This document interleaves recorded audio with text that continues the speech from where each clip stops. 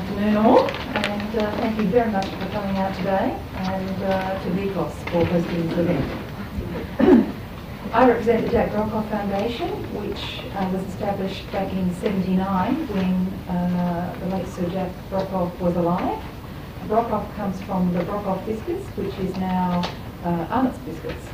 So the money came from a part of the sale of the business to Arnott's, but the majority actually came from Sir Jack's very astute investment in the share market.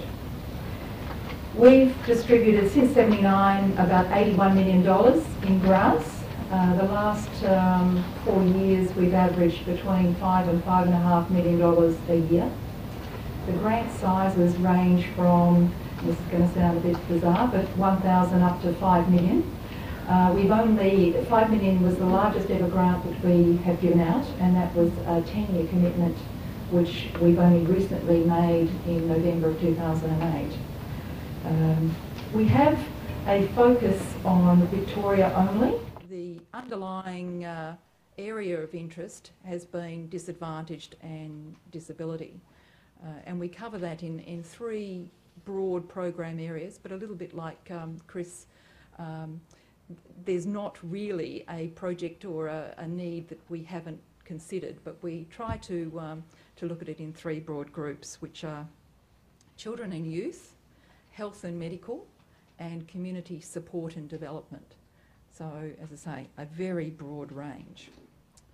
With regard to our eligibility criteria, it is very strict because the foundation was established during the lifetime of the benefactor, Sir Jack Brockoff. So an applicant must have what's called deductible gift recipient, DGR, and ITEC, income tax exempt charity. And as you all find out from listening to all the speakers today, each of us are different. So don't just assume eligibility for one is automatically eligibility for another, or the other side, exclusion to one is exclusion to all others. We provide grants twice yearly, with the payments made in June and December. There is a lead time of about 6 to 8 weeks before the closing date of your application to the board meeting in which your application will be assessed and a decision made. So once again, make sure in planning for your project that you allow sufficient time for an answer to be given. We also have a very we'd like to think it's a user-friendly application process. There is a written application form which is downloadable from our website. It has probably no more than about 3.5 pages, and you're prompted for responses to about 15 or so questions with, we don't want war and peace. Too many applications get buried in detail and buried in very emotional approaches as to why this individual who is disabled needs modifications to their car or needs a home, or it is very heart-wrenching reading some of these applications, but we would receive somewhere around up to 300, 350 applications. So you can imagine how our trustees feel at the end of reading 20-page applications which go into very, very extensive detail about the project and about the need. So be concise and use the word counts as recommended. We're not rigid like a number of online applications which you can't type any more than so many characters and it shuts you out. So we are a little bit more flexible, but the word suggestions are there for a reason. What we like in applications, and once again these words will ring true with all of the presenters today, we look for engagement of the community to solve a local issue.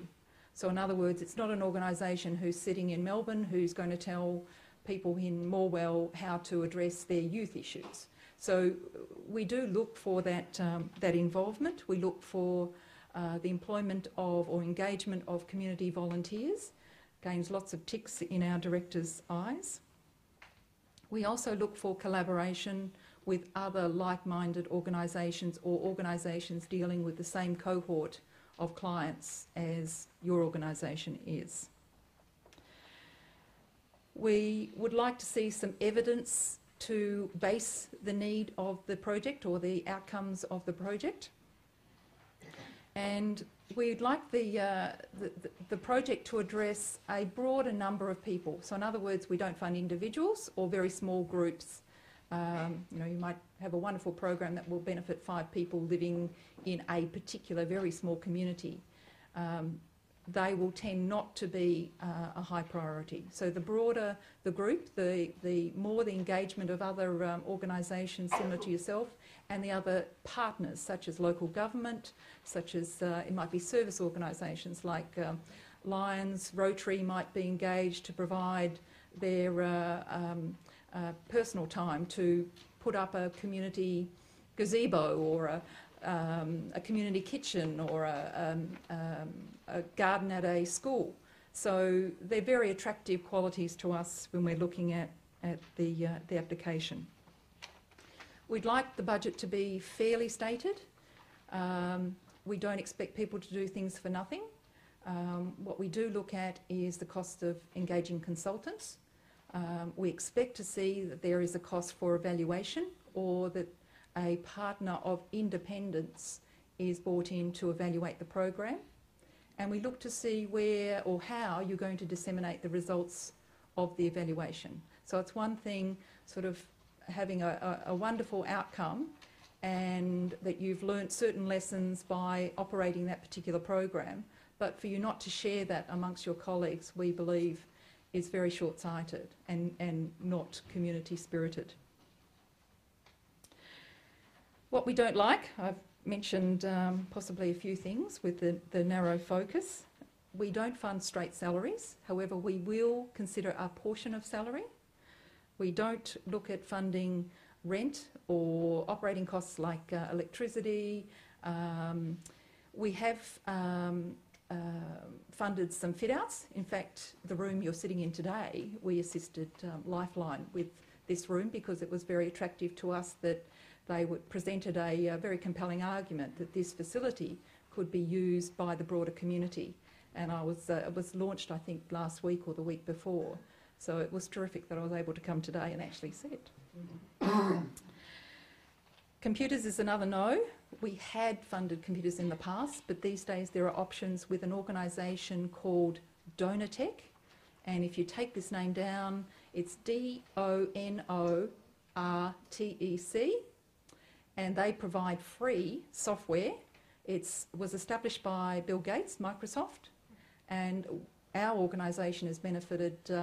We got our server software of $3,500 for the cost of mailing that software from Singapore at $120. So for all of you that need software for your operations, they have a whole range. It's basically, as soon as you're approved, you can go shopping on their website and receive for the cost of mail the software that you need.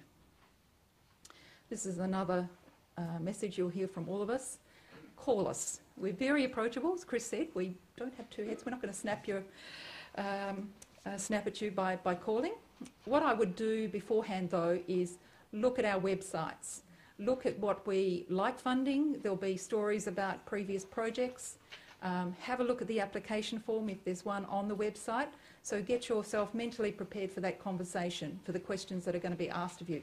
Make that initial call. It's a bit like an interview. Make it worthwhile.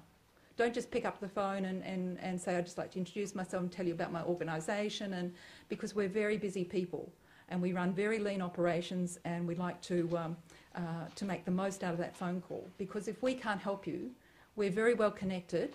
We're all good mates, and we will know which other organisations in our group are looking for projects of your type. The other thing is, which is important to mention, given the group that we have today, we all represent private trusts and foundations. The world is a much bigger area for you to access funds from corporate trusts and foundations. And Philanthropy Australia's website is a great source there to look at some of the large corporates and private foundations that have been set up to fund communities of a whole range of size. The other reason for giving us a call is that we can help you prepare your application, because we can, a bit like Chris mentioned, that in the course of discussion you might mention another project that turns the light on that you think, well, I know our trustees are really keen to fund that sort of project. So we can, in that course of conversation, help you in a number of ways. That concludes what I had to prepared, and I'm sure I'll get to speak to a number of you over refreshments later. Now I'd like to introduce Kirsty Allen, who's from the Maya Foundation, to have a word.